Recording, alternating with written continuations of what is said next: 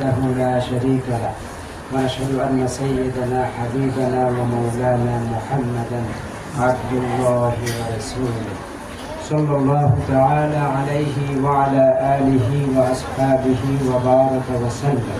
أما بعد، فأعوذ بالله من الشيطان الرجيم. بسم الله الرحمن الرحيم.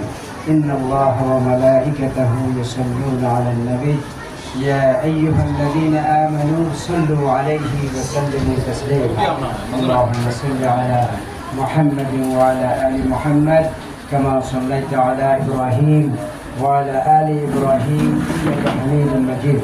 اللهم بارك على محمد وعلى آل محمد كما باركت على إبراهيم وعلى آل إبراهيم إنك حميد مجيد. رب اشرح لي صدري ويسر لي أمري واحلل عقدة من لساني يفقهوا قولي ونحن على ذلك من الشاهدين والشاكرين والحمد لله رب العالمين. الحمد لله.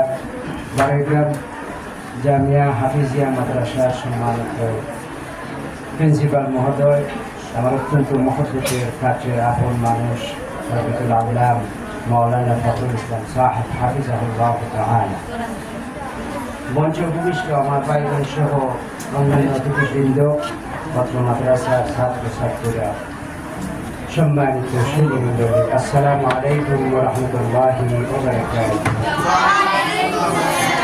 আমি আলোচনা করার জন্য আসি নাই, শুধু আপনাদেরকে দেখার জন্য, জান্নাতের বাগানে একটু সময় কাটাবার জন্য এসেছি। যেহেতু মুহতারাম প্রিন্সিপাল সাহেব বলেছেন, সেই জন্য ওনার কথার সংক্ষেপে কিছু কথা বলব। যে রাসূলুল্লাহ সাল্লাল্লাহু আলাইহি ওয়াসাল্লাম এই ধরনের মাজালিসের সূচনা করেছিলেন ১৫০০ বছর আগে আসহাবে সুফফাদের মধ্যে দিয়ে। আপনারা অনেকেই জানেন, আসহাবে সুফা হচ্ছে মদিনার পাশে, নবীর মসজিদ মদিনার পাশে, মসজিদে নববীর পাশে অসংখ্য সাহাবায়ে কেরাম যারা দ্বীনের জন্য, ইসলামের জন্য দ্বীন কবুল করেছিলেন, করার পরে তাদের বাড়িঘর হারা হয়েছিলেন, আত্মীয় হারা হয়েছিলেন, মা হারা হয়েছিলেন, বাবা হারা হয়েছিলেন। সেই ধরনের অসংখ্য সাহাবীরা জড়ো হয়ে আসহাবে সুফা মদিনার পাশে রাসূলুল্লাহ সাল্লাল্লাহু আলাইহি ওয়াসাল্লামের পাশে অবস্থান নিতেন। তাদেরকে নিয়ে বিশ্ব নবী জনাব মুহাম্মদ রাসূলুল্লাহ সাল্লাল্লাহু আলাইহি ওয়াসাল্লাম এই ধরনের মাজালিসের ব্যবস্থা করেছিলেন, মাদ্রাসার ব্যবস্থা করেছিলেন ১৫০০ বছর আগে। সুবহানাল্লাহ। হযরত আলী কারামাল্লাহু ওয়াজহাহু তিনি বলেছিলেন, মাজালিসুল ইলম হিয়া রাউযাতুন মিন রিয়াদিল জান্নাহ আও কামা ক্বালা আলাইহিস সালাতু ওয়াসসালাম। হযরত আলী রাদিয়াল্লাহু তাআলা আনহু বলেন যে বিশ্ব নবীজি বলেছেন, যেখানে দ্বীনের চর্চা হবে, ওয়াহী জ্ঞানের আলোচনা হবে, তালিম নেওয়া হবে কোরআন এবং হাদিসের, সেটা দুনিয়ার কোনো সাধারণ জায়গা থাকে না, এটা জান্নাতের টুকরা হিসেবে আল্লাহর কাছে পরিগণিত হয়ে যায়।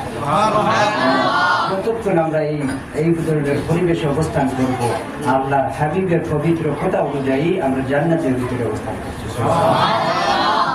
এরপরে এদের সম্পর্কে বিশ্ব নবীজি বলেছেন, খায়রুকুম মান তাআল্লামাল কুরআনা ওয়া আল্লামাহু।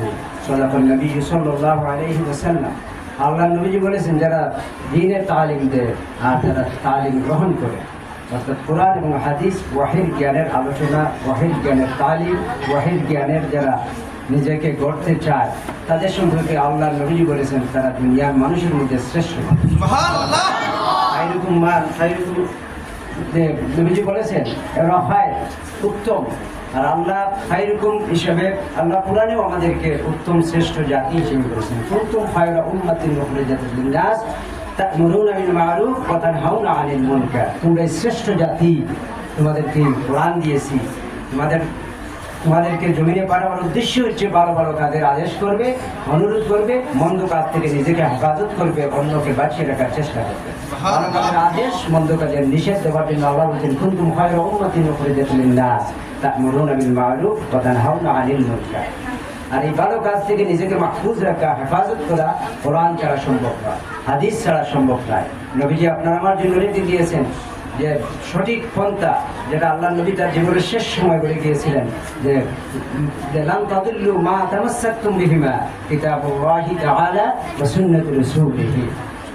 যে আল্লাহ নবীজি বলছেন আমি দুনিয়া থেকে যাচ্ছি কিন্তু তোমাদের জন্য দুটি জিনিস রেখে যাচ্ছি, একটা হচ্ছে আল্লাহর কালাম কোরআন আর একটা হচ্ছে আমার জীবনী আমার সুন্নাহ। এই দুইটাকে তোমরা আঁকড়ে ধরবা, এই দুইটা দিয়ে নিজের জীবনকে সমাজকে রাষ্ট্রকে প্র্যাকটিস করবা চর্চা করবা, তাহলে কখনো তোমরা কি হবে না, ধ্বংস হবে না, মিসগাইডিং হবে না। এই কোরআন এবং আমার সুন্নাহ তোমাদেরকে ডাইরেক্ট আল্লাহর জান্নাতে নিয়ে যাবে। সম্মানিত হাজিরিন আল-কিরাম, আল্লাহ সুবহানাহু ওয়া তাআলা এই পৃথিবীতে অন্ধকারের জন্য পৃথিবী ছিল, অসংখ্য নবী রাসূল পাঠিয়েছেন, অসংখ্য কিতাব পাঠিয়েছেন। তার মধ্যে 4টি কিতাব যেটা আমরা জানি সহিফা বলে, 104টি কিতাবের মধ্যে যে 4টি কিতাব নাজিল করলেন আল্লাহ সুবহানাহু ওয়া তাআলা এই অন্ধকারের জন্য পৃথিবীকে আলোর পথ দেখাবার জন্য, হেদায়েতের পথ দেখাবার জন্য, মানুষগুলিকে জাহান্নাম থেকে জান্নাতে নিয়ে যাওয়ার জন্য আল্লাহ কিতাব পাঠিয়েছেন, নবীদেরকে জমিনে পাঠিয়েছেন। তার মধ্যে তাওরাত পাঠিয়েছেন হযরতে মূসা আলাইহিস সালামের উপরে। সেই তাওরাত যা পাঠিয়েছিলেন মূসা আলাইহিস সালামের যে মাসে নাজিল হয়েছিল সেটা ছিল রমজানুল মুবারক। এরপরে ইনজিল, তাওরাত, ইনজিল, জাবুর এই কিতাবগুলি নাজিল করলেন এক এক করে মূসা আলাইহিস সালামের উপরে, দাউদ আলাইহিস সালামের উপরে, ঈসা আলাইহিস সালামের উপরে। এই মাসটি ছিল রমজানুল মুবারক। কুরআনুল কারীমও আল্লাহ সুবহানাহু ওয়া তাআলা নাজিল করেছেন রমজানুল মুবারক। আপনারা বলতে পারেন যে রমজানুল মুবারক তো সেই সময় ছিল না, রমজান এসেছে হিজরি সন থেকে, না, সেই সময় থেকে ছিল। আল্লাহ সুবহানাহু ওয়া তাআলা কুরআনুল কারীমের মধ্যে বলেন 12 শুহুর, এই যে 12 মাস তোমরা গণনা করো, এটা হিজরি সন। হযরত ওমর রাদিয়াল্লাহু তাআলা যদিও এটা সুনির্দিষ্ট করেছেন তার আমলে, কিন্তু এই মাসগুলি আমি আল্লাহ সুবহানাহু ওয়া তাআলা আমার আরশে আজিমে কিতাবের মধ্যে আমি লিখে রেখেছি সেই দিন যেই দিন আমি আসমান এবং জমিন সৃষ্টি করেছি। আর এর মধ্যে থেকে মিন আরবাআতা হুরুম, 4টি মাস আমি আল্লাহর কাছে প্রিয়। যে একটা হচ্ছে জিলকদ, জিলহজ, মুহররম ও রজব। এই 4টি মাস আল্লাহ বলছেন, বাকি সব মাসের মর্যাদা আল্লাহর কাছে বেশি। তো মাসগুলি, সপ্তাহ, মাস, বছর যেগুলি আমরা গণনা করি, হযরত ওমর রাদিয়াল্লাহু তাআলা আনহু তার আমলে এটাকে সুবিন্যস্ত আমাদের জন্য করেছেন। এর আগে আমরা এইভাবে পঞ্জিকা গণনা করার মতো কোনো সন ছিল না, এই রকমের কোনো মাস সপ্তাহ গণনা করার ব্যবস্থা ইসলামে ছিল না। কিন্তু